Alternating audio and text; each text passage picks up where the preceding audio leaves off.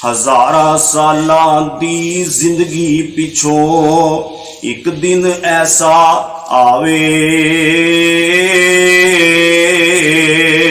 धीआं पुत्तां नूं मां प्यो बाई इकल्ला ही छोड़ सदावे।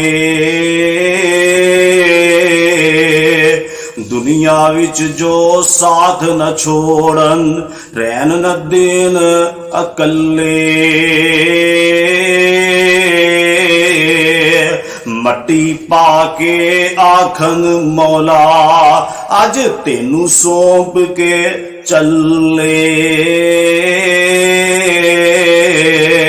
हैलो माल अमानत अपना साडा वस नहीं कोई, किस्मत होई ते आन मिलांगे जदों क़यामत होई।